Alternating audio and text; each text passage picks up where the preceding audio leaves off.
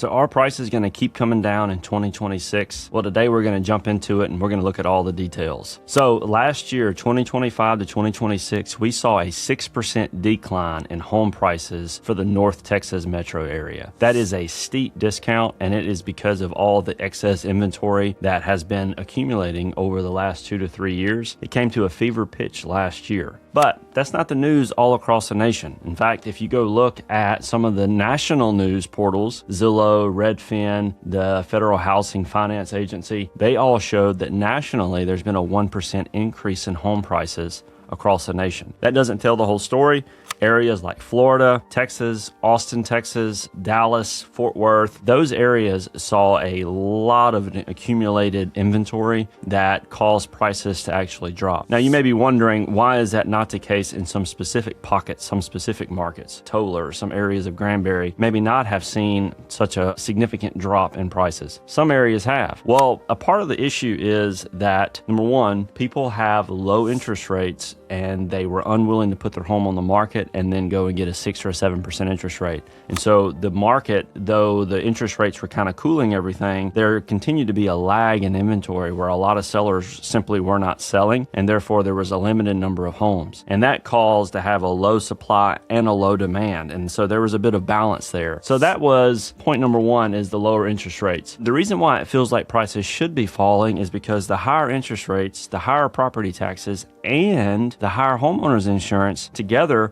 brought payments monthly up to some of the highest we've seen. And because of that, affordability has been at all-time lows. So low affordability, people anticipate falling prices. Well, in North Texas, we did have falling prices. So that did happen. It hasn't happened all across the nation, and that is in part because of point one, not enough people were trying to sell. So what's going to happen for the rest of 2026? Well, if you go look at some articles, Wall Street Journal, interest rates hit their lowest level in 3 years yesterday. They were under 6%. The national average for rates were 5.9. So that's the lowest rates we've seen in 3 years. What does that bode for in the coming months? Probably a warming real estate market that should further stabilize the market. So what it might do is it might cause some people who've been on the fences to come on the market, therefore raising supply, but also raising demand. I suspect we're going to see a restabilization and a rebalancing of the market. So what does that mean for you as a buyer or seller in today's market?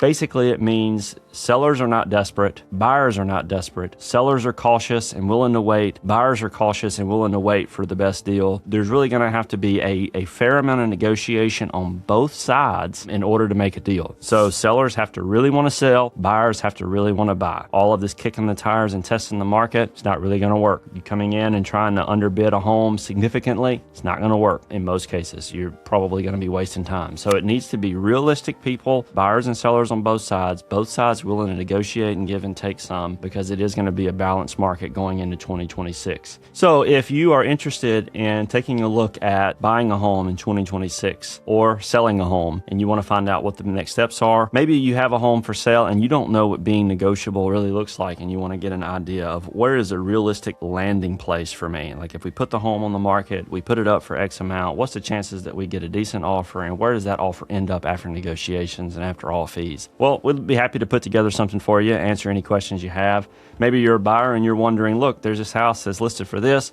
Where would I most likely end up if I go in and purchase the home? What will my monthly note be if I do this? So happy to help coordinate and get you set up with a lender, have some conversations, take a look at some homes, run some comparable analysis to figure out what would be a realistic landing spot for you as well. So happy to answer any questions. If you have any, please reach out to me. Give me a call, shoot me a text, send me an email. We'd love to connect and give you any advice that we can. All right, till next time.